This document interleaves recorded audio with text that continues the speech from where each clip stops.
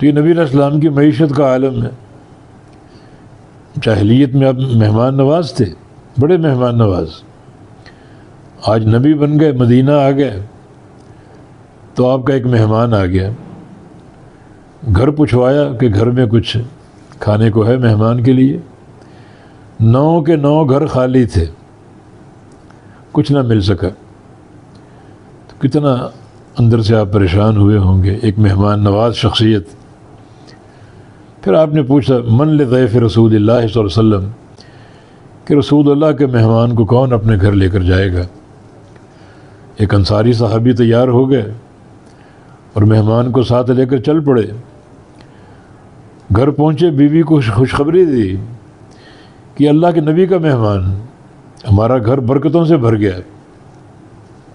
بیوی خوش تو ہوئی، ساتھ ہی پریشان ہوگی کہ گھر میں صرف قوت الصبیان ہے، تھوڑا سا کھانا بچوں کا، مہمان کو دے دیں بچے بھوکے رہ جائیں گے، اور بچوں کو کھلا دیں تو مہمان کو کچھ نہیں ملے گا۔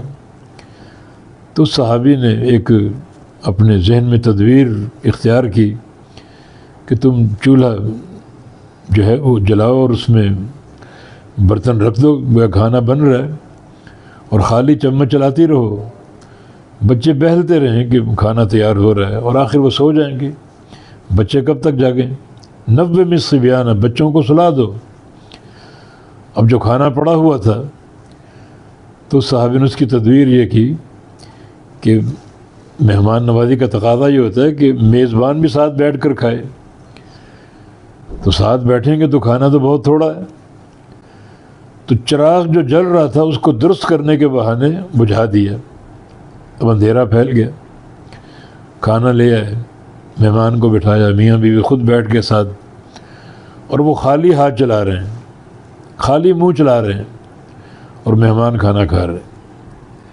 مہمان جو ہے وہ سیر ہو گیا، اور یہ حدیث میں بخاری کی کہ باتا طاویین علی فراشہما، رات کو بھوک کے مارے کروٹیں بدلتے رہے اپنے بستر پہ، کچھ نہیں کھایا تھا، اور آخر صحابی نے مسجد کا رخ کیا کہ جا کر وہیں اللہ کا ذکر کریں، اللہ سے مناجات کریں۔ تو نبی علیہ السلام دروازے پر کھڑے تھے، اس کا استقبال کیا اور کہا رات تیرے بارے میں قرآن اترا ہے، وَيُؤْثِرُونَ عَلَىٰ أَنفُسِهِمْ وَلَوْ كَانَ بِهِمْ خَصَاصَةٌ، یہ عظیم لوگ خود فاقے برداشت کرتے ہیں اور اپنے مہمانوں کو، دوسروں کو اپنے اوپر ترجیح دیتے ہیں، تیرے بارے میں قرآن اترا ہے۔ تو یہ نبی علیہ السلام کی معیشت ہے۔